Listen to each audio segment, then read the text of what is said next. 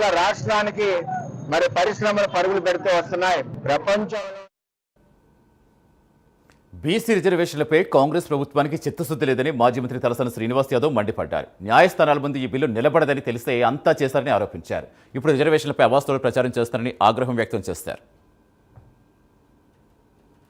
దాని రిపోర్ట్ లేదు, పబ్లిక్ డొమైన్లో పెట్టలే, అసెంబ్లీలో చర్చ పెట్టారు, తీర్మానం చేసి పంపిస్తారంటే మేము ఈ తప్పిదాలు జరుగుతున్నాయి, ఇది నిలవదు, చట్టాలలో నిలవదు, కోర్టుల నిలవదు అని ఆ రోజు చెప్పి మేము ఒకటే ఆ రోజు సింగిల్ పాయింట్ ఎజెండా కమలాకర్ గారు నేను మాట్లాడినప్పుడు మీరు ఏమి చేస్తారో మాకు అనవసరం, 42% రిజర్వేషన్లు అయిన తర్వాతనే ఎలక్షన్లకు పోవాలని మేము డిమాండ్ చేసినాం. తర్వాత ప్రధానమంత్రి గారిని నేను ఆల్ పార్టీ డెలిగేషన్ని తీసుకుపోతాను సీఎం గారు చెప్పారు, తీసుకుపోలే. రెండోది అక్కడ ప్రెసిడెంట్ ఆఫ్ ఇండియా దగ్గరికి అది కూడా జరగలే, హరీబరీగా గవర్నర్కి పంపించారు. పంపించిన తర్వాత మళ్ళీ ఆర్డినెన్స్ అన్నారు, మళ్ళా జీవో అన్నారు. అంటే ఎవరు అమాయకులు ఉన్నారు ఈ రాష్ట్రంలో, అమాయకులు ఉన్నారనుకోని మోసపూరితంగా మోసపుచ్చాలనేటువంటి ప్రయత్నం జరిగింది. అవన్నీ తప్పిదాలు.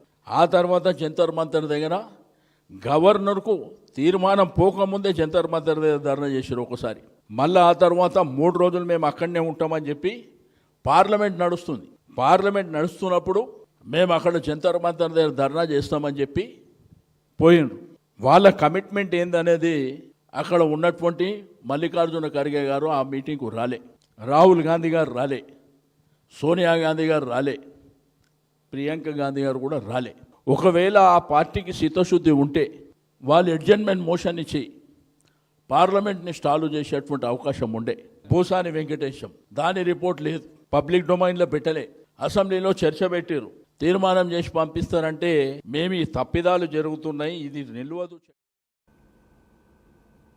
కాంగ్రెస్ కార్యకర్తల నిర్ణయంపై ఆధారపడి హైదరాబాద్ జిల్లా డీసీసీ అధ్యక్షుడు